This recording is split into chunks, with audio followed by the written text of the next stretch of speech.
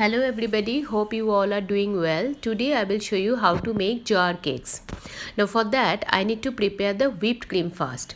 Now whipped cream comes in frozen form in 1 liter carton box. It's like ice cream. The consistency will be like ice cream.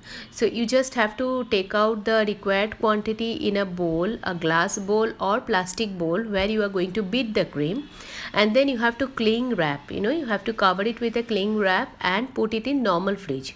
So you have to take it out from the deep freezer and put it in normal fridge, and it will take 8 to 10 hours for the cream to thaw properly.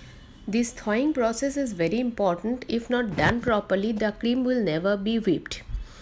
And the whipped cream needs to be chilled when you are going to beat it. So never keep the cream outside. It should not come to room temperature. It should be chilled always. Then only you can whip it.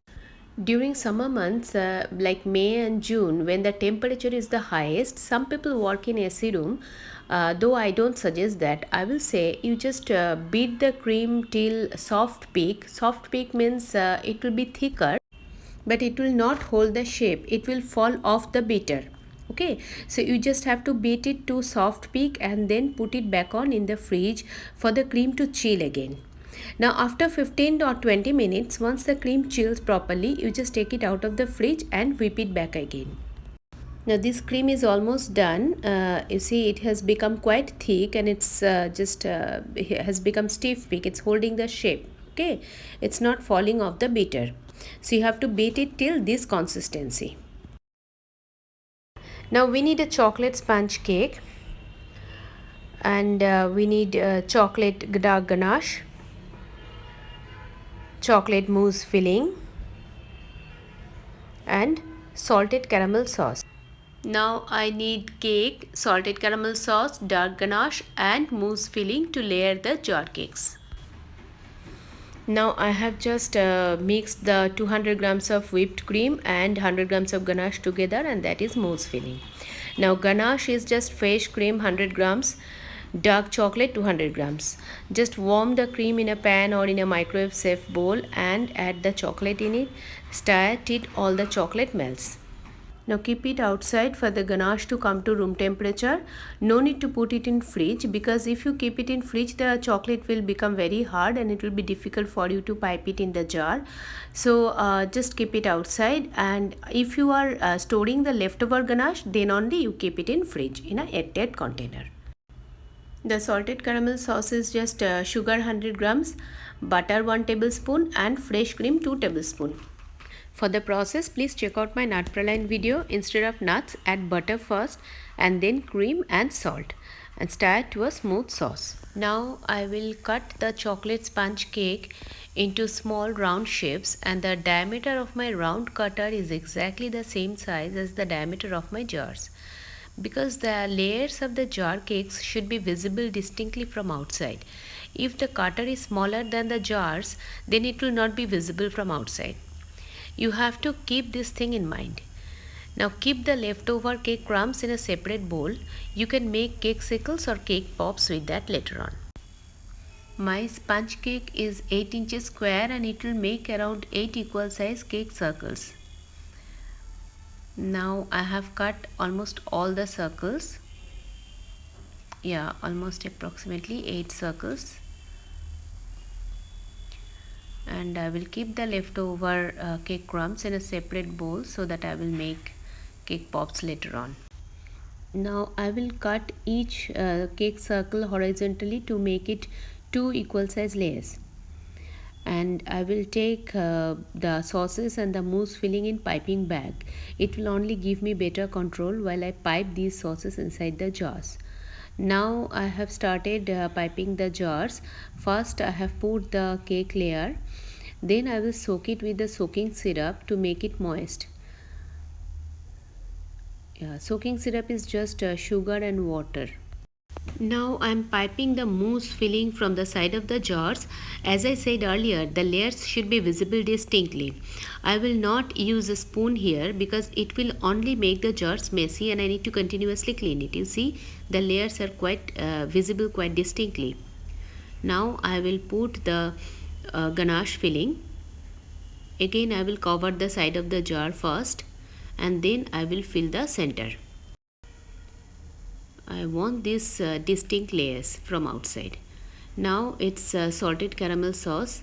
Again I will start from the side of the jar and then I'll fill up the middle. Though salted caramel sauce is slightly transparent in color, so the layer may not be that visible.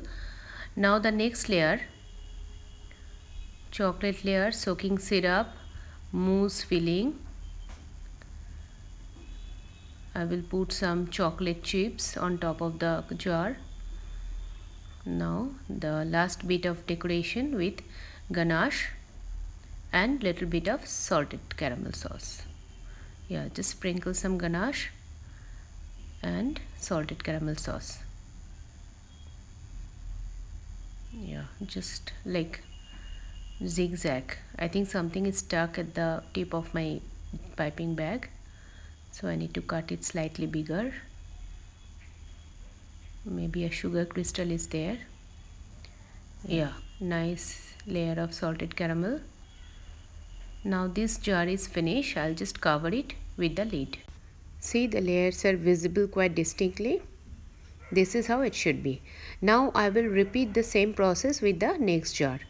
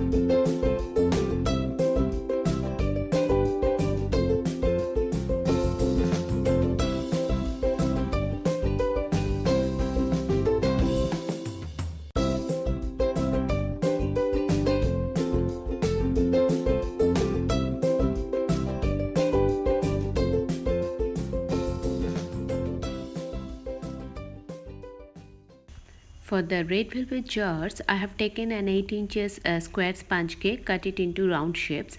Then I have cut each round horizontally to make it 2 layers. Now for red velvet jar, there are only 2 layers, cake layer and the cream cheese layer. The layers are quite striking in color, as one is red and another one is white. I will be repeating the same process here, cake layer first and then I will soak it with the soaking syrup. Here also I have taken the cream cheese filling into a piping bag and pipe the jar starting from the sides and then come to the middle. See, the layers are quite elegant looking. Now I will put some few cake crumbs on top of the jar for the decoration purpose.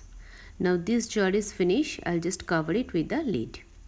See the layers. Now I will repeat the same process with the next jar.